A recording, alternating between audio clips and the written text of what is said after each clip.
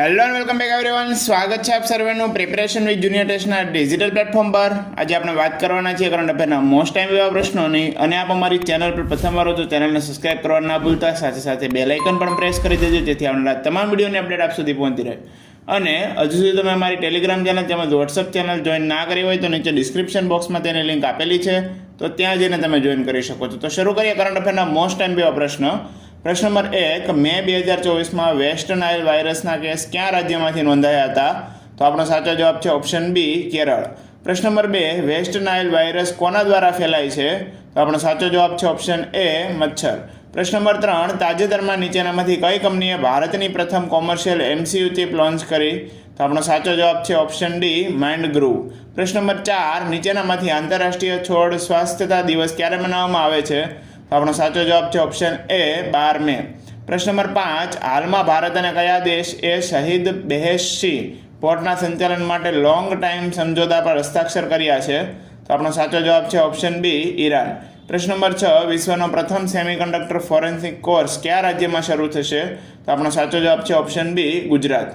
પ્રશ્ન નંબર 7, હાલમાં ભારત સરકાર કયા દેશની બોર્ડર પર સડક બનાવવા માટે પ્રતિ કિલોમીટર 2 કરોડ રૂપિયા ખર્ચ કરશે? તો આપણો સાચો જવાબ છે ઓપ્શન સી, ચીન. પ્રશ્ન નંબર 8, હાલમાં કોણે ક્રિએટર માટે નવો દીર્ઘકાલીન ગેમિંગ વિઝા લોન્ચ કર્યો? તો આપણો સાચો જવાબ છે ઓપ્શન ડી, દુબઈ. પ્રશ્ન નંબર 9, હાલમાં કોણે 30મી સુલતાન અઝલાન શાહ ટ્રોફી જીતી છે? તો આપણો સાચો જવાબ છે ઓપ્શન એ, જાપાન.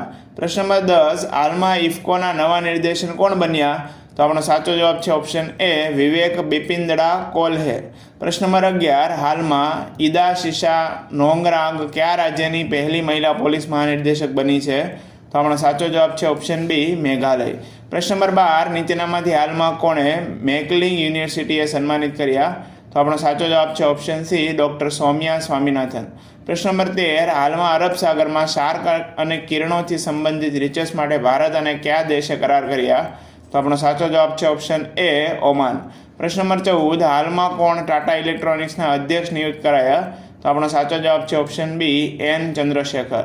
પ્રશ્ન નંબર 15, હાલમાં વિપ્રો એ કોને એપમિયા સ્ટ્રેટેજિક માર્કેટ યુનિટ CEO નિયુક્ત કર્યા? તો આપણો સાચો જવાબ છે ઓપ્શન બી, વિનય ફિરાકે.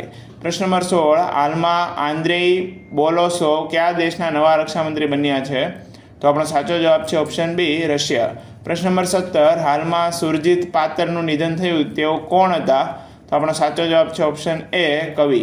પ્રશ્ન નંબર 18, હાલમાં કોણે રોમાંચક ફેન્સ મોટો GP જીત્યો છે? તો આપણો સાચો જવાબ છે ઓપ્શન ડી, જ્યોર્જ માર્ટિન.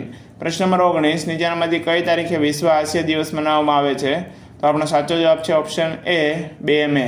પ્રશ્ન નંબર 20, રાજ્યપાલ દ્વારા જારી કરવામાં આવેલ વટહુકમની અવધિ કેટલી હોય છે? તો આપણો સાચો જવાબ છે ઓપ્શન એ, 6 માસ. પ્રશ્ન નંબર 21, તાજેતરમાં નીચેનામાંથી વર્ષ 2024માં કેટલામો સપ્તક સંગીત સમારોહનો શુભારંભ કરવામાં આવ્યો?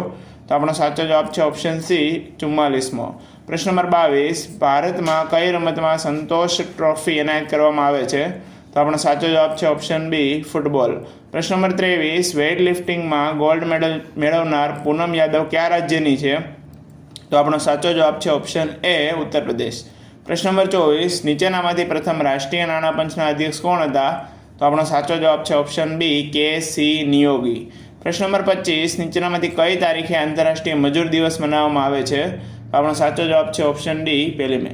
જો મિત્રો વિડીયો પસંદ આવ્યો હોય તો લાઇક, શેર અને સબસ્ક્રાઇબ કરવા ના ભૂલતા. ફરીથી મળીશું આવા વિડીયો સાથે. ત્યાં સુધી જય હિન્દ, વંદે માતરમ.